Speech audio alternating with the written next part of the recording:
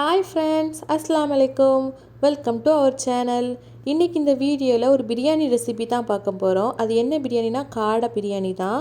இப்போ வாங்க வீடியோக்குள்ளே போகலாம். ஸ்டவ்வில் ஒரு கடாய் ஏற்றி கடாய் ஹீட் ஆனதுக்கப்புறம் அதில் தேங்காய் எண்ணெய் சேர்த்து நம்ம நான்வெஜ்ஜுக்குன்னு ஒரு மசாலா ரெடி பண்ணி வச்சுருக்கோம். அந்த மசாலா சேர்த்துக்கலாம். அந்த மசாலா உங்களுக்கு ரெசிபி வேணும்னா நம்ம சேனலில் இருக்குது, போய் செக் பண்ணி பாருங்கள். மீடியம் சைஸில் 2 பல்லாரி சேர்த்துருக்கேன். அது நல்லா பொன்னிறமாக ஆனதுக்கப்புறம் அதில் புதினாவும் கொத்தமல்லியும் சேர்த்து மிக்ஸ் பண்ணிக்கலாம்.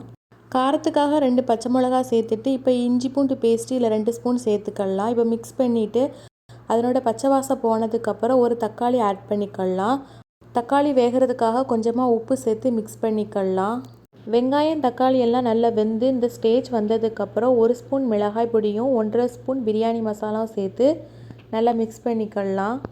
மசாலாவிலேருந்து எண்ணெய் பிரிஞ்சு இந்த ஸ்டேஜ் வந்ததுக்கப்புறம் இதில் நம்ம எடுத்து வச்சுருக்க காடையை சேர்த்து அதுக்கு தேவையான அளவு உப்பு சேர்த்து மிக்ஸ் பண்ணி நல்லா வேக வச்சுக்கலாம்.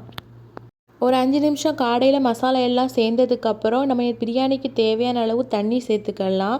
நான் இன்றைக்கி 1.5 கப் பாஸ்மதி ரைஸுக்கு 3 கப் தண்ணி சேர்த்துருக்கேன். ஆல்ரெடி நான் பாஸ்மதி ரைஸ் அரை மணி நேரம் தண்ணியில் ஊற வச்சுருக்கேன். தண்ணி நல்லா கொதிச்சதுக்கப்புறம் நம்ம எடுத்து வச்சுருக்க அரிசியை சேர்த்து மிக்ஸ் பண்ணி மூடி போட்டு நல்லா கொதிக்க வச்சுக்கலாம்.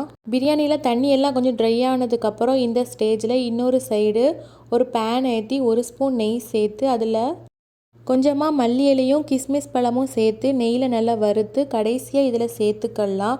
கொஞ்சம் நல்லா மணமாக இருக்கும். இந்த டைப் காடை பிரியாணி உங்களுக்கு பிடிச்சிருந்தோம்னா உங்கள் வீட்டில் செஞ்சு பாருங்கள். இந்த வீடியோ உங்களுக்கு பிடிச்சிருந்தா உங்கள் ஃப்ரெண்ட்ஸ் அண்ட் ஃபேமிலிக்கு ஷேர் பண்ணி சப்போர்ட் பண்ணுங்கள்.